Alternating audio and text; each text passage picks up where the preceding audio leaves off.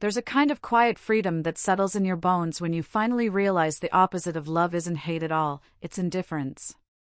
For years, I didn't understand that. I thought I'd carry the anger, the longing, or at least feel something for the girl who'd once meant everything. But then, one regular afternoon, there she was, standing in my doorway again, Maya. She was visibly pregnant, her face set with a strange, hard determination, and she looked at me like I was a spreadsheet she'd finally gotten around to reviewing. She just said, "I need stability, and you always knew how to be stable." And I felt nothing. Not anger, not sadness, not even a flicker of the old hurt. Just a calm, almost clinical sense of observation, like I was watching an old movie. And in that hollow space, that complete lack of emotion, I finally understood what true moving on actually felt like. But to get to that moment, to that profound quiet, I had to walk through a whole lot of noise first. It started years earlier, back when we were in college in San Jose. We were set up by a mutual friend, one of those you two are perfect for each other scenarios. And for a long time, I genuinely thought we were. I was Adam, the reliable guy. The one who showed up, paid attention, remembered the little things, and built a life that might not have been flashy, but felt incredibly secure. Maya used to say she loved that about me, how I made her feel safe. And I believed her, because why wouldn't I? Then, around our third year together, something shifted. It was subtle at first, like a faint crack in a foundation you trust. Little comments started creeping in. How we never did anything exciting anymore. How my friends were boring.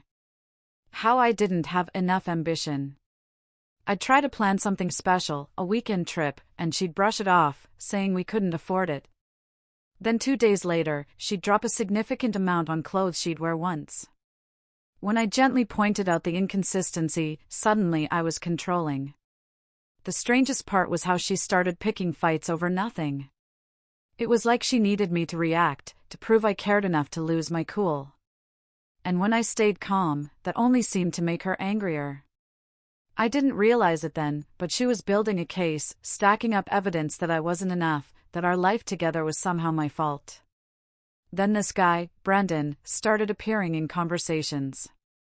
Someone from her gym, or maybe her friend group, I never got the full story. But everyone in our San Jose neighborhood seemed to know him.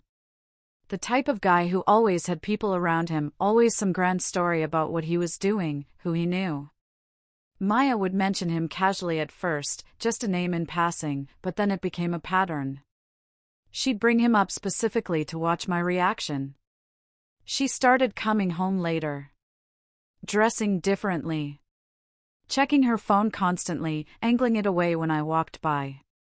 When I finally asked if something was going on, she flipped it on me, said I was insecure and paranoid. I wasn't stupid. I could see what was happening.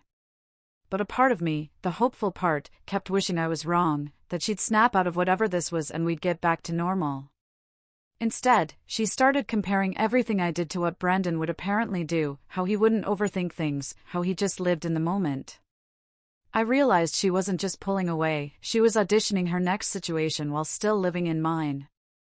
The breaking point arrived on a regular Tuesday evening. Nothing dramatic, no special occasion. She just walked in and told me we needed to talk. I knew from her tone this wasn't a conversation. It was a verdict. She sat down and delivered a rehearsed speech about needing more, deserving better, finding someone on her level. She actually said, "I need to be with someone I deserve." And in that one sentence, I understood exactly how she saw me, like some participation trophy she'd outgrown. I didn't beg. I didn't argue. I didn't try to change her mind. I just asked one question, my voice surprisingly steady: "Have you already decided, or do you actually want to talk about this?" She hesitated for maybe 2 seconds, then launched into a lecture about personal growth and finding herself. I knew she'd already moved on in her head. I stood up, walked to the kitchen drawer where we kept spare keys, and told her to put hers on the counter. She looked shocked, like she expected me to fight for her, to give her the dramatic scene she could tell people about later. But I was done performing. If you're leaving, I said, let's do this clean. The way her face changed, like she suddenly realized I wasn't going to play the heartbroken ex waiting for her return, that almost made her angrier than the breakup itself.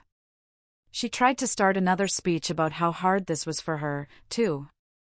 I just cut her off. Told her she could grab her stuff now, or come back tomorrow when I wasn't home. Her choice. But either way, this conversation was over. The silence that followed felt massive, like the entire apartment was holding its breath. She finally stood up, grabbed her keys, and walked out without another word. I sat there for probably an hour after she left. Not sad, exactly. More like numb and angry at how unfair it felt. I hadn't cheated, hadn't lied. I'd just been the stable guy. And apparently, that was my crime. The next few days were mechanical. I boxed up her remaining things, left them in the lobby for her. Changed my locks. Blocked her on everything except email for practical matters. People kept trying to tell me I'd dodged a bullet, that I was better off. And I'd nod and agree, because what else do you say? But mostly, I just felt rearranged. Months turned into years. I moved from San Jose to Oakland, to a better place, a different energy. I focused on my work, started building something instead of just coasting. Slowly, the whole relationship faded into that category of things that happened to a different version of me. I dated occasionally, nothing serious, and honestly, I was fine with that. I'd learned my lesson about trying to be someone's foundation when they were still shopping for upgrades. I stopped thinking about her completely. Stopped wondering if she was happy with Brandon. Stopped caring. And that's exactly when life decided to get interesting. It was a regular afternoon in my Oakland apartment. I was working on a project when I heard that specific knock at my door. Not a normal knock, but the kind that sounds like someone who still believes they belong there. I opened it and there she was, Maya, standing in my doorway like no time had passed. Except her whole posture was different, harder somehow. And it took me exactly 3 seconds to notice she was pregnant. She didn't look embarrassed or apologetic. She looked determined. And before I could even process what I was seeing, she delivered her line, I need stability, and you always knew how to be stable. Like she was proposing a business arrangement instead of crawling back to the guy she'd left for someone more exciting. I just stood there, my hand still on the doorknob, thinking about how some people really do see others as just resources to manage. I wondered what universe she lived in. Where this approach would work. She didn't wait for an invitation, just stepped past me into my apartment. I closed the door, more out of habit than hospitality. She was already scanning the place, taking inventory of what had changed, what had upgraded. I could see her brain working overtime, trying to figure out how this fit into whatever new plan she'd constructed. She settled onto my couch without asking, arranged herself carefully to minimize the obvious bump under her sweater, and launched into what I can only describe as a pitch meeting. No apologies. No acknowledgement of how we'd ended. Just straight into logistics. She talked about how she'd thought things through, how she'd realized what really mattered in life, and how I'd always been the responsible one, the one who thought long-term. I stayed standing, leaning against the kitchen counter, arms crossed, watching her perform this weird, corporate version of reconciliation. She was basically proposing I sign on as a life partner the way you'd hire a contractor. She said she wasn't asking me to pretend the past didn't happen, that we were both adults now and could make adult decisions. What she needed was someone solid, someone who could provide structure. The word she kept using was partnership. Like we were forming an LLC instead of discussing a relationship. And the whole time she was talking, I realized she hadn't once asked how I'd been, what I'd been doing, or acknowledged that she was asking something absolutely insane from someone she'd discarded.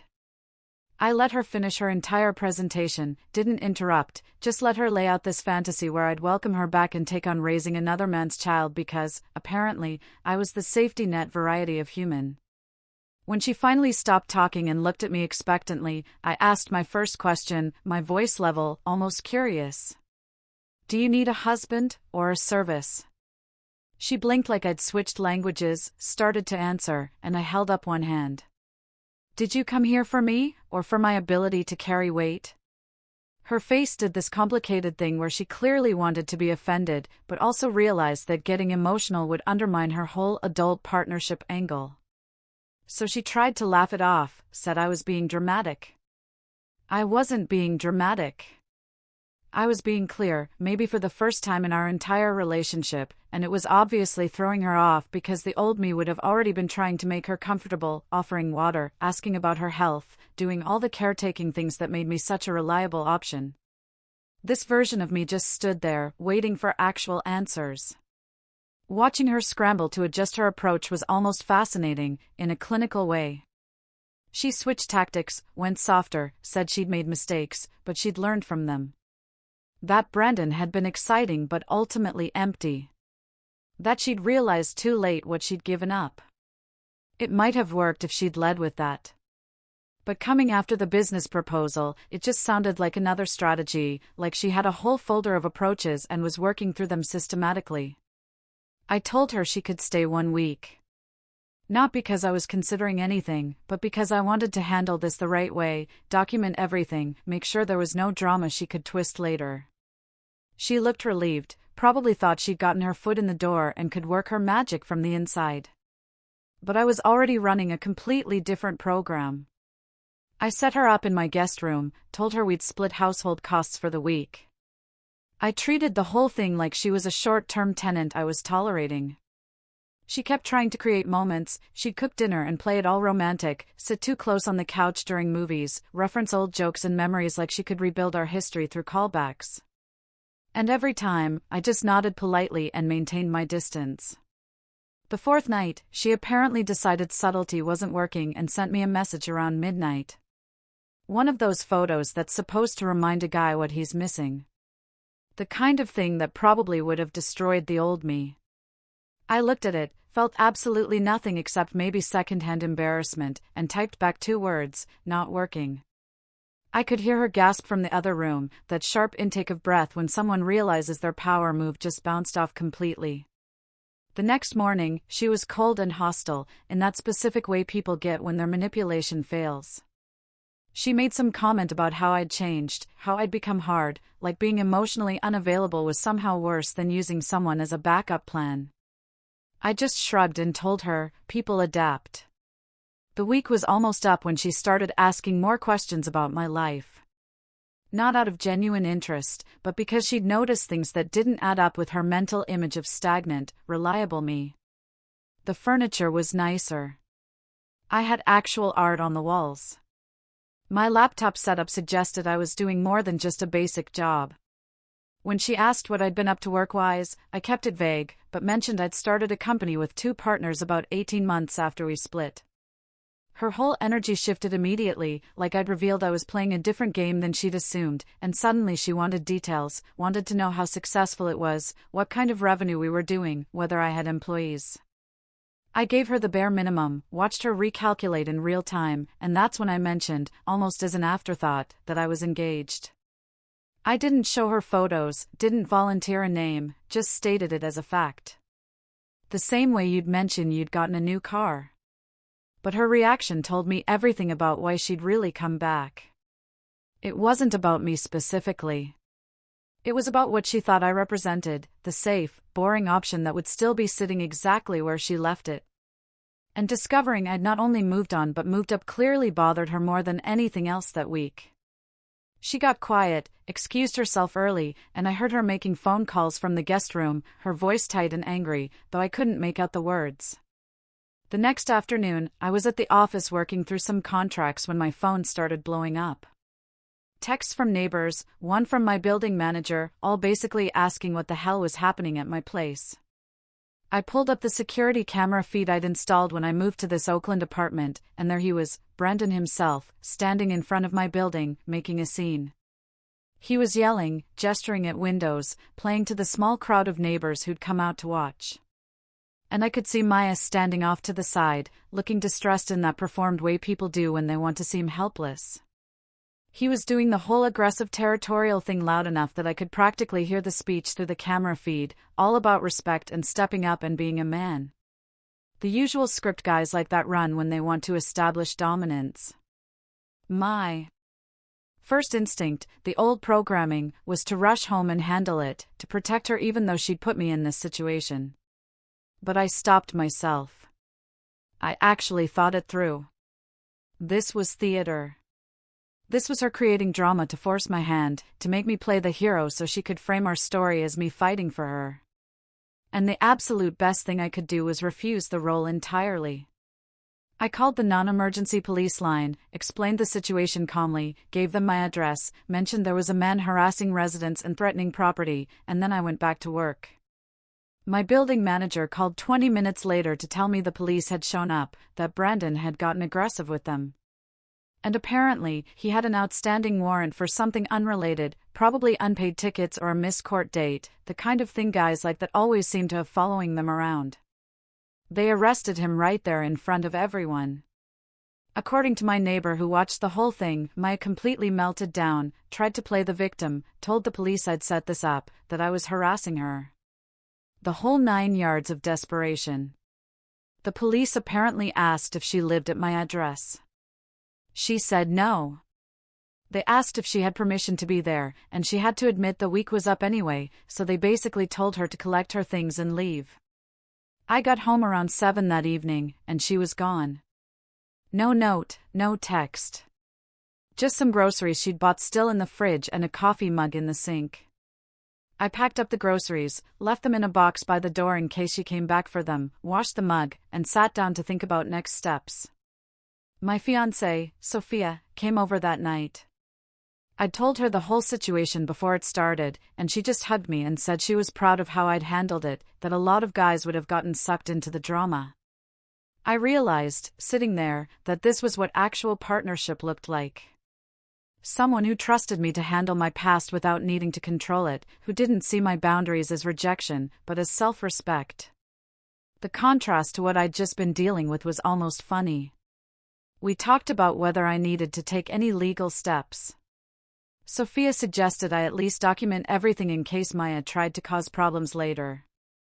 So I wrote up a timeline of events and kept all the texts and camera footage. But I didn't pursue any formal restraining order or legal action, because honestly, I just wanted it over. 2 more years went by, and I barely thought about either of them, Maya or Brandon. They'd faded into that category of bullet dodged and lesson learned. My company had grown. We'd moved to a bigger office space in a different part of Oakland, hired a small team, and I was finally at a place where work felt like something I'd built, instead of something I was just doing. Then one afternoon, my business partner, Leo, mentioned in passing that we'd hired someone new for facilities management, part-time cleaning and building maintenance.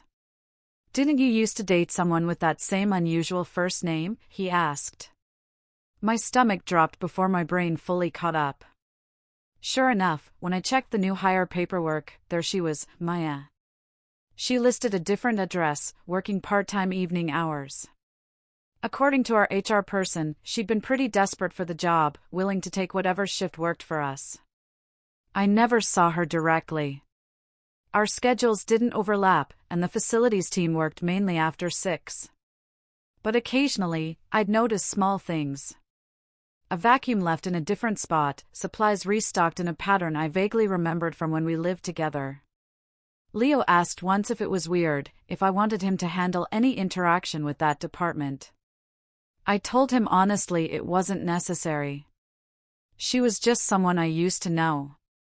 As long as she did her job, her history with me was irrelevant.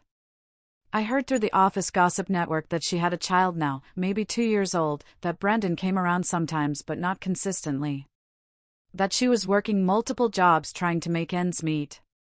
A part of me, the old part, wanted to feel something about that, wanted to help or intervene. But I'd learned that lesson already. Learned it expensive and permanent.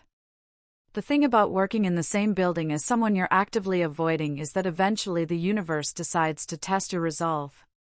For me, that test came about 6 months after she'd started, when I had to stay late one evening to meet a client from a different time zone. I was walking to my car around 9, mentally running through the next day's schedule, when I heard a child crying in the parking garage. That specific, exhausted wail that means they're way past tired and into complete meltdown mode. I looked over, and there she was, Maya, trying to wrestle a toddler into a car seat while juggling her phone and what looked like a broken bag spilling groceries onto the concrete. The child was arching his back, refusing to cooperate, and she was doing that thing parents do when they're at the absolute end of their patience but trying not to lose it in public. Our eyes met for maybe half a second, and I saw her whole face cycle through shock, embarrassment, anger, and something that might have been hope. And I made a decision right there that probably says everything about who I'd become. I kept walking, got in my car, drove home, and didn't look back. Not because I wanted to be cruel, but because I'd learned the hard way that my help always came with strings I didn't intentionally attach. That she'd find a way to turn one moment of assistance into a foothold back into my life. Sophia noticed I was quiet that night, asked if something was wrong, and I told her about the parking garage, about the choice I'd made. I waited for her to tell me I'd been cold or heartless. Instead, she took my hand and said, "Sometimes the kindest thing you can do for everyone involved is maintain the boundary. Your jumping in to help would have confused the child, given her false hope, and ultimately made everything messier for no good reason." 3 months later, Brendan showed up at our office building, not inside, but lingering around the entrance, clearly waiting for her shift to end. I was leaving for lunch and nearly walked right past him before he recognized me. The look on his face was pure calculation, like he was trying to figure out if I was a threat or an opportunity. He didn't say anything directly, just made this comment to the air about how funny it was that some people couldn't let go of the past, how pathetic it was when guys orbited around their exes. I realized he thought I'd engineered her getting this job, that I was somehow keeping tabs or maintaining control. I stopped, turned to face him fully, and said the only thing I'd say to him in this entire story: I work here. She works here. That's where the connection ends. He puffed up like he wanted to make it physical, started going on about respect and territory and all the usual posturing. And I just pulled out my phone and opened the camera app. Didn't record, didn't threaten, just held it visibly. His whole demeanor changed because guys like that live on being able to operate in gray areas where it's just their word against yours. He backed off, muttered something about not being worth his time, and left. But I reported the interaction to building security anyway. Had them flag his description in case he came back. The security guy asked if I wanted to press trespassing charges, since he had no business being there. And I thought about it, genuinely considered it, but ultimately said, no, just keep him out moving forward, because I was tired of giving either of them more energy than they'd already taken. The office rumor mill eventually filled in gaps I never asked about, because people can't help themselves when there's drama, even if it's someone else's life falling apart. Apparently, she tried to get him to step up multiple times, had taken him to court for child support, and he'd claimed he couldn't pay, was working under the table somewhere, dodging garnishment. She'd applied for state assistance, was living in a small apartment on the other side of town, had her mom helping with child care when she worked nights.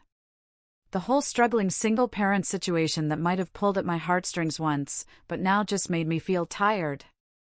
One of the younger guys in my office, Alex, fresh out of college and still idealistic, asked me once if I ever thought about helping her out since we had history. And I told him something I'd learned the expensive way: you can't save people from consequences they chose. And trying just teaches them that consequences are optional if they find the right person to manipulate. He looked uncomfortable, probably thought I was being harsh.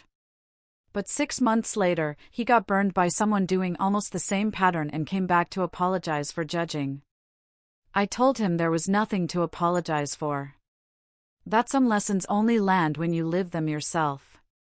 My wedding happened about a year after all this.